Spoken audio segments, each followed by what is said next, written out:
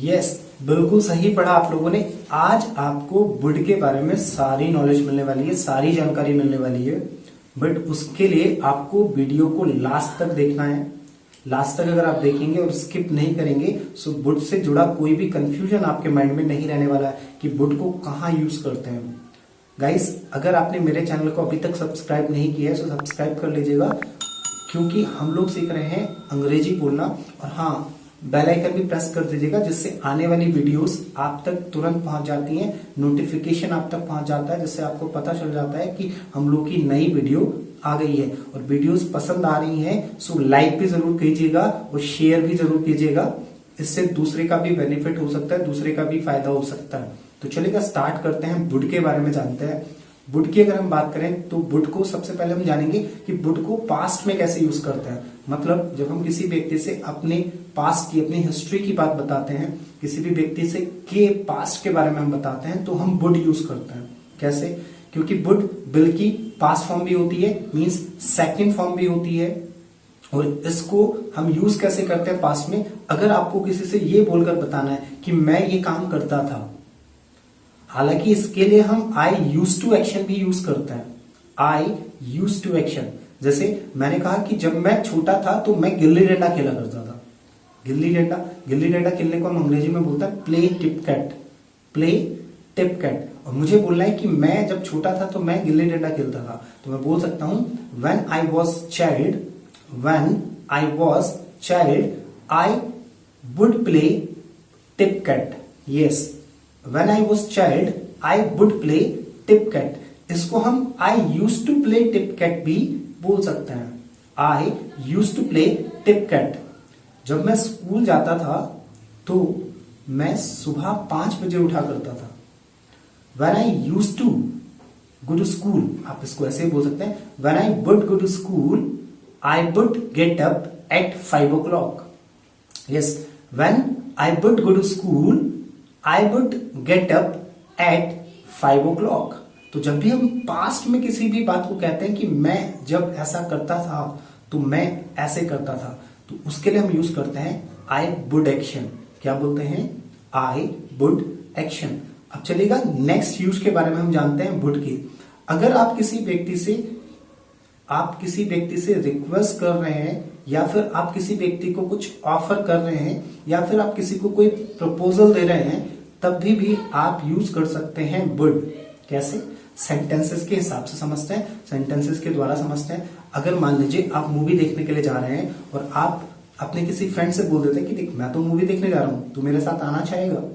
Yes, तो आप उसको क्या कर रहे हैं? प्रपोजल दे रहे हैं, उसको ऑफर कर रहे हैं, भाई मूवी देखने जा रहा हूं, मूवी देखना चाहे तो आ जाओ मेरे साथ। Would you like to come with me? Would you like to come with me? क्या बोल सकते हैं? Would you like to come with me? आप इसको ऐसे भी समझ सकते हैं, जब हम किसी से बोलते हैं क्या तू ये करना चाहेगा, तो would you like to action. क्या बोल सकते हैं? Would you like to action. अब घर पे कोई दोस्त आ जाता है, फ्रेंड आ गया, या कोई रिलेटिव आ जाता है, अब हम उससे बोलते हैं आप कॉफी लेना चाहेंगे या कॉफी पीना पसंद करेंगे, तो बोल सकते हैं would you like to have coffee. क्या बोल सकते हैं? Would you like to have coffee. तो आप यहां पर क्या कर रहे हैं? किसी को कोई चीज ऑफर कर रहे हैं, और जब आप किसी को कोई चीज ऑफर करते हैं तो आप वुड यूज कर सकते हैं। आप रिक्वेस्ट के लिए भी वुड यूज कर सकते हैं। अगर आप किसी व्यक्ति से रिक्वेस्ट कर रहे हैं कि would you please help me, would you please help me, क्या आप मेरी हेल्प करेंगे? तो अगर आप किसी व्यक्ति से हेल्प मांग रहे हैं तो भी आप वुड यूज कर सकते हैं, बशर्ते वहां पर गागी गे आना चाहिए कि क्या आप मेरी हेल्प करेंगे, क्या आप मेरे साथ आएंगे? Would you come with me? Would you come with me means अब आप क्या कर रहे हैं? यहाँ पे आप रिक्वेस्ट कर रहे हैं, तो अगर आप रिक्वेस्ट कर रहे हैं तभी भी आप यूज कर सकते हैं would you come with me, would you come with me, right. अब नेक्स्ट इसका वे हम समझते हैं, नेक्स्ट तरीके से हम इसको समझते हैं। अगर मान लीजिए आप किसी से बोल रहे हैं कि उसने ऐसा कहा कि वो ऐसा करेगा, यस, मीन्स आप किसी को कोई रिपोर्ट दे रहे हैं, इसको ऐसे समझते हैं, आप किसी को कोई रिपोर्ट दे रहे हैं कि उसने ऐसे कहा, है ना। अब पापा ने ऐसा कहा कि वो आपको पैसे दे देंगे, यस, पापा ने ऐसा कहा कि आपको वो पैसे दे देंगे। सो अब my father said he would give you money, my father said he would give you money. अब चूंकि ये बात पास में कही गई थी और आप इसकी रिपोर्ट किसी व्यक्ति को दे रहे हैं, my father said he would give you money. Yes, अब मैं दोस्त के पास गया, उसको मैंने उससे बोला कि यार मुझे जाना है मार्केट, तेरी गाड़ी मुझे मिलेगी। अब उसने मुझसे कहा कि मैं तुझे गाड़ी नहीं दे पाऊंगा। अब मैं ये बात घर पे जाके मम्मी से बताता हूँ। मम्मी ने बोला कि बेटा क्या वो गाड़ी लेकर आ रहे थे तुम? मैंने कहा उसने ये बोल दिया है कि मैं तुझे गाड़ी नहीं दे पाऊंगा क्योंकि उसको भी काम है। He said that he would not give me car. He said that he would not give me car. Guys, जब हम किसी की बात को रिपोर्ट करते हैं तभी भी हम यूज करते हैं वुड। क्या यूज करते हैं? वुड। अब इसके दूसरे तरीके को और समझते हैं। वुड यूज होता है इमेजिनेशन में, और हालांकि सबसे ज्यादा जो यूज होता है वो इमेजिनेशन में ही वुड का यूज होता है। सो इमेजिनेशन में एक तरीका आपने मेरी लास्ट वीडियो में देखा है, ऊपर आपको एक लिंक नजर आ रहा होगा, वहां पर भी इस वुड के बारे में थोड़ी सी जानकारी है। मैं फिर भी आपको थोड़ा सा बता देता हूं। जब हम किसी से बोलते हैं कि अगर मेरे पास ये होता तो मैं ये करता, अगर मेरे पास ये होता तो मैं ये करता। जैसे अगर मेरे पास पैसे होते तो मैं ये शर्ट खरीदता। If I had money I would purchase this shirt. ये इमेजिनेशन की बात चल रही है। If I had money I would purchase this shirt. मेरे पास अगर समय होता तो मैं तेरे साथ चलता। करते हैं जब भी हम इमेजिनेशन में बात करते हैं, मीन्स कल्पना के तरीके से हम कहते हैं कि अगर मेरे पास समय होता, समय है नहीं बट आप इमेजिन कर रहे हो कि मेरे पास समय होता तो मैं तेरे साथ चलता। If I had time I would go with you. I would go with you.